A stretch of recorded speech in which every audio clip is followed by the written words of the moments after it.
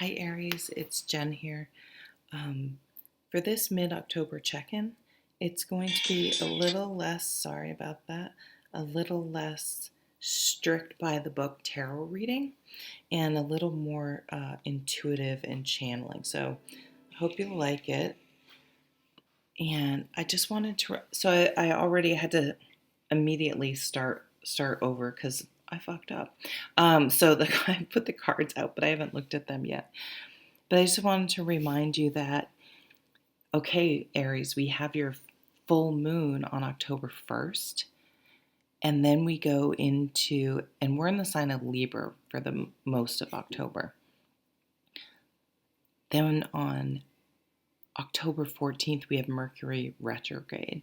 So we'll have been in shadow all of October, and then it goes fully retrograde on the 14th. On the 16th, we have the new moon in Libra. And something I think is going to be, and I know it depends on, for Aries, what house, and I'm not an astrologer like that. I just kind of go with my gut and look at the highlights. Venus moves into Libra on October 28th, and then we have that blue moon, that second full moon on Halloween in Taurus, in the sign of Taurus, which is a fixed earth sign. So all that cardinal energy, all that fire energy, Libra wanting to couple so badly because it's what they do so well, and then Venus moving into Libra. Relationships, I think, regardless of where all these different things land in your houses, definitely go check out your favorite astrologer. I think romantic relationships will be highlighted. I see for Aries, potentially, if you're not single and looking for a new relationship, some people look for a new relationship even if they're not single. I don't know who that was for. It's very judgmental of me. See, Libra can be very judgmental as well, in its negative aspect. So if it isn't new love, it's a rediscovering. We have Mercury retrograde. We're rediscovering your current partner. Yeah, okay, so I'm getting the image. What are those old-fashioned the hurricane lamps. There could be something with hurricanes. Where you have to like turn, there's a little thing to turn and then you light it at the same time. And then you can kind of twist that knob to make it brighter or to lower it, just like a gas stove burner. So we got fire and hurricanes. There's no doubt that we already know that's happening. I'm taping this on October 4th. So the world is, a dumpster fire.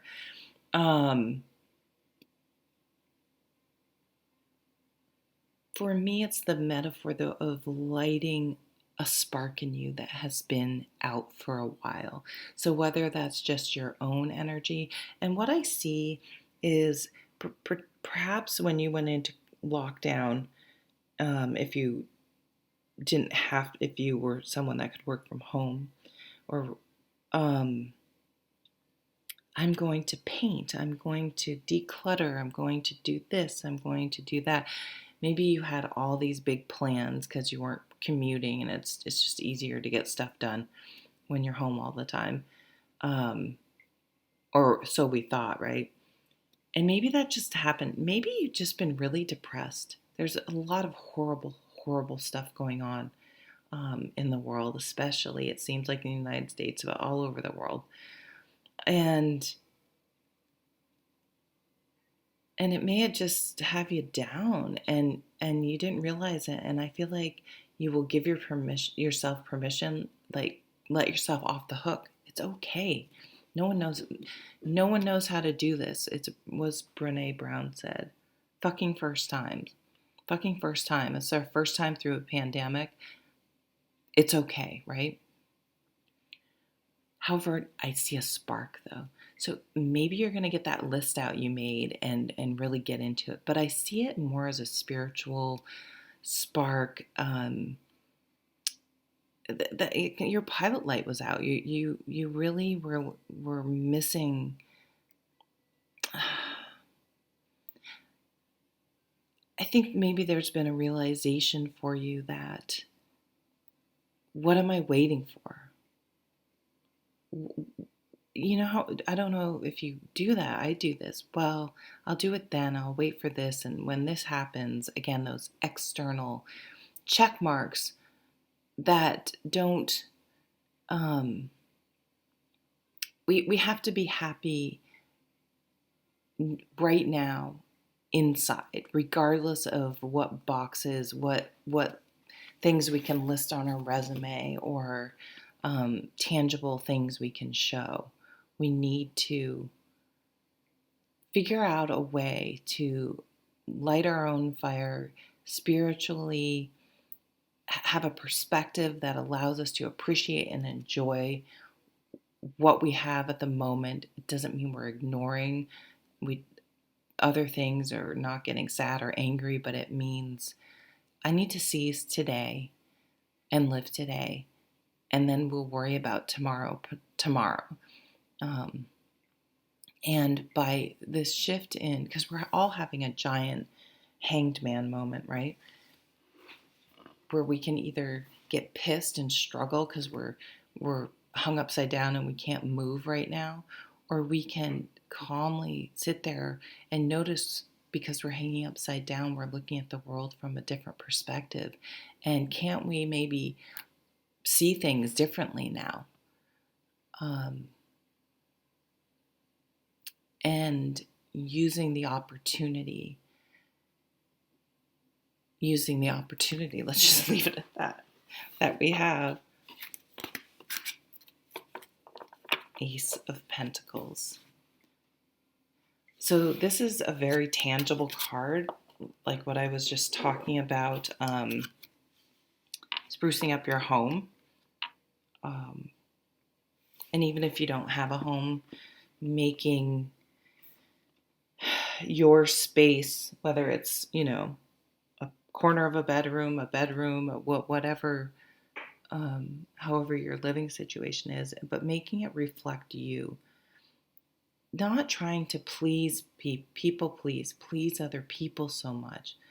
Not decorating so it looks for what you think other people would like, but for what you like. So, I mean, obviously, you interpret this. It's not going to be decorating for everyone, but where are you externally focused? And is that working for you? Turning within. So we'd been getting the Hermit card for a lot of people, and we had been in Virgo, which is the Hermit card rules Virgo in the end of August and into September until we came into Libra time. So what soul searching have you done, and what conclusions, and what can you let go of in order to bring, thinking of what resentment, what long held beliefs that maybe weren't necessarily rooted in, and these are self-defeating things. For example, say there was some sort of trauma where as a child, and in your head you say, I'm never doing that again. I'm never doing that again. And you've clung on to that, but all of a sudden you realize, you're like, I'm 35 years old. That happened when I was 8, and it's preventing me from doing something. And why now, as an adult looking back, I can see where that, I understand why I did it as a little kid, but this doesn't make sense to carry this truth, in quotes, forward with me. It's completely out. Something's completely out of context. Something's completely out of context. And maybe that's okay. Stop trying to put context around things. Maybe so we all are painting and filling in a narrative around every interaction we have from our experiences, because we haven't, no matter how well you think you know someone, we don't know what their inner experience is like. And then they, in their interaction with us, are painting a whole backstory. And that's what fights come from, if you think about it. You're so sure. And I mean, sometimes we're right. Let's be honest. Let's lean in here. Sometimes we're right. And people are just gaslighting us or don't want to admit it. We do the same thing. But sometimes we just can't. We spend a lot of time saying your intention was this, and I'm not sure where this is going, but maybe you're going to have an argument. This happened with my son. When we're doing schoolwork, he really just wants to rush and get it done. And I would like him to just do it. Like if we notice something, he doesn't want to go back and fix it, right? And I'm like, let's just, I'm not a,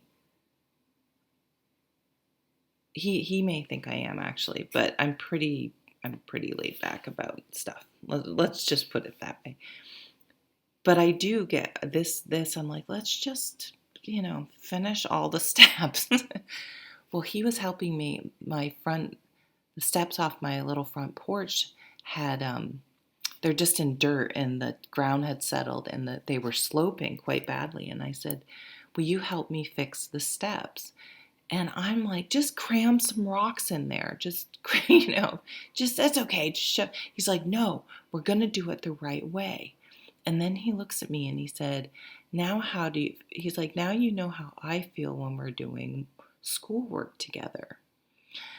And I thought, and I said, that was a really good analogy. And I did, and I said, and I looked at him and you could see the moment he then too had to look at how he behaved when doing, knowing how he felt. It was so cool because he was so freaking right. But at the same time, he had to then challenge himself because he's a very thoughtful person. So, just this seeing something from someone else's perspective, and it's like you guys are just going to get something, and it's going to change. It's not necessarily going to be a big thing, but it's going to have a profound impact on how you interact in these situations moving forward in a very positive way that will bring you closer together. I don't know what the fuck any of this has to do with the Ace of Pentacles, but let's move on. Oh my God. This has been coming out because I think, again, that Libra coming out, some of you may come out, that Libra energy of Libra wants to be coupled, right? They just love being coupled together. I just see you snuggling with someone by a fire, connecting with someone. It doesn't have to be romantic. Obviously, the story I just told about my son, we connected in that moment in a way because we not only felt validated, but we also had to challenge our own conviction that we knew, how this other person felt and the projection of it all. God, I hate projection because I hate admitting, because the things that drive me crazy, I hate admitting that that's something I do. Oh, it's a hard one. Yeah, all this Libra energy, this Venus. If you meet someone now, I think with that this Taurus new full moon at the Halloween, I feel like it's gonna stick. It's gonna fix it. What do you call it? Like you set something. Maybe some of you will be doing something with textiles, but oh, now it's reminding me of Outlander, where I think they set the dyed wool with urine. So I'm sure you guys aren't doing that. Maybe you're watching You should watch Outlander because I love it. Oh, Jamie and Claire. Oh, okay, yeah.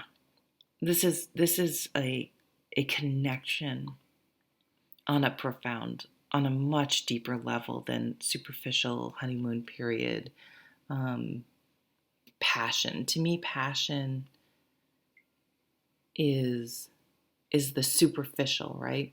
The superficial part of attraction. This is the deepest level of connection, of attraction, of intimacy. Moving our either current or new or a leveling up of intimacy, a new level of intimacy with this ace, starting a home together, moving in together, settling down together. But remember, I feel like something needs to change, and this isn't superficial, so something needs to change in a current relationship. Just asking someone to move in with you or asking someone to get married or whatever, there's going to have to either be a breakthrough where the connection really changes, or it's going to be a new relationship. If the current relationship isn't sustainable, it's not going to stick around through this energy. It could also be, yeah, here's this change in thinking. You're having a profound change in thinking. Again, it could just be that one conversation, like I was telling you about, that changed a lot of things, or your perspective on many things are changing. Getting a very high, this Knight of Swords, getting this very high perspective connection, connecting on an intellectual level as well. A meeting of the minds. I see for some of you having a heart to heart like you've never had before. It's the type of conversation, I feel like this has come up for you before. Having the conversation that you've been afraid to have because one, it's uncomfortable, and conflict is uncomfortable because it could turn into a conflict. And mostly because of fear, you're afraid if you have this conversation, it could end the relationship. But if you're sitting on something, your relationship is over in a sense anyway, because resentment will build. You'll never really be happy. The other person will be happy if you're not happy because you're not expressing something, and vice versa. So this has to be a very real, raw conversation that could blow the whole thing up. I would practice it ahead of time, but also know that you can't control the other person's reaction. But you can try to say it as constructively and kindly, and use I statements. Yeah, it's either gonna, it's like I can just feel the energy of that interaction, and it's a doozy. For some of you, it's going, regardless, a weight will have been lifted off you because you know now that you've done everything you could.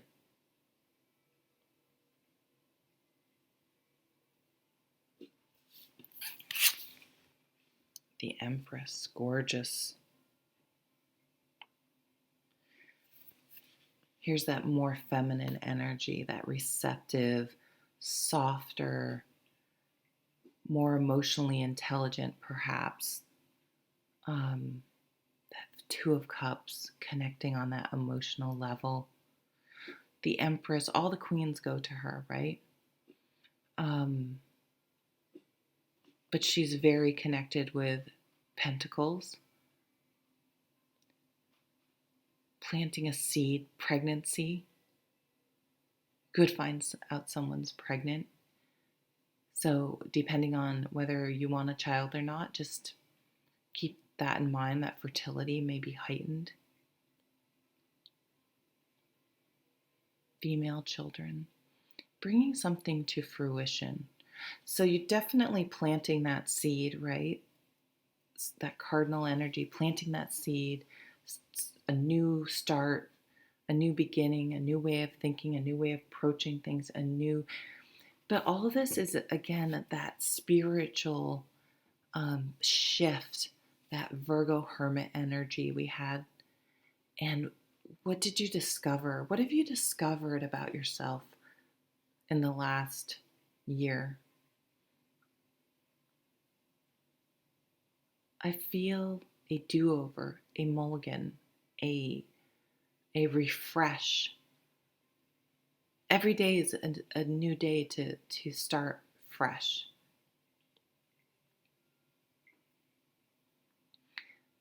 I see some of you putting stickies with positive affirmations on your mirror, having almost like this game mindset, like I'm gonna stay positive. And it's not like, you hear about toxic positivity, not, everything's a fucking problem.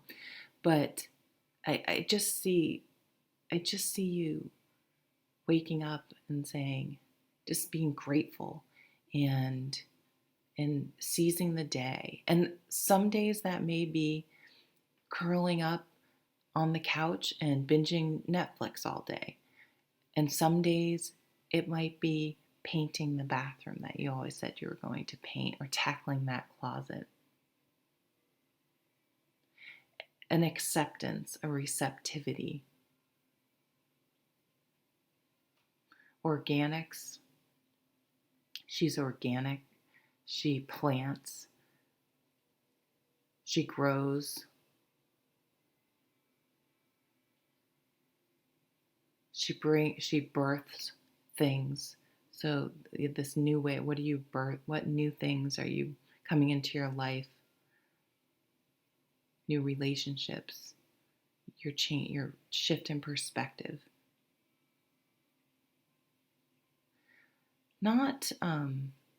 So this is really going to help with your anxiety. Understanding that not being stressed out and worked up about something all the time does not mean you don't care or you're abandoning it.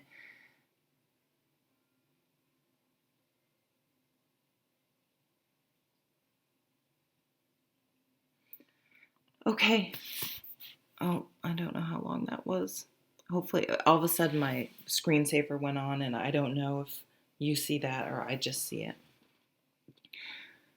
Ace of Pentacles, Two of Cups, Knight of Swords. So the Knight of Swords requires a shift in perspective, a change in thinking, maybe a release of long-held beliefs. And these are not, these are things that need to be examined. So perhaps this relationship is going to be quote unquote untraditional where society is concerned. I don't know, different religion, things that don't fucking matter really.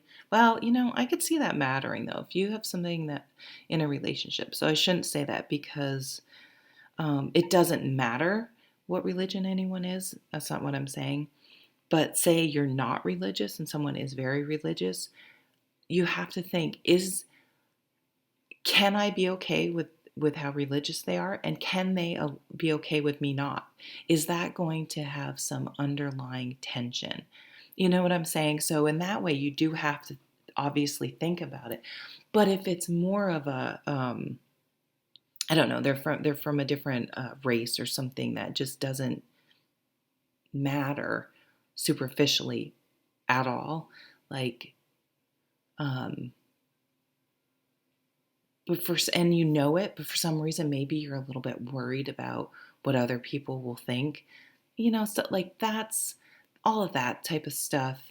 I really see you not giving a shit about what other people think anymore, and allowing yourself to be happy.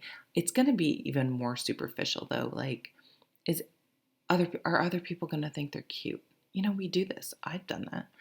Um, and because this connection is going to be so deep and so profound that nothing superficial, and you will know that you have the same core values and way of looking at things and navigating through the world. You have an understanding of what's core important in a relationship, and those are the things you will focus on, not the superficial, not the outward appearance. It's still a turning inward and discovering your needs and sharing those needs, and then reassessing based on how those conversations go. Okay, wow, Aries, I'm sorry. Yours is very, very, very long. I hope you have a wonderful October. Take care.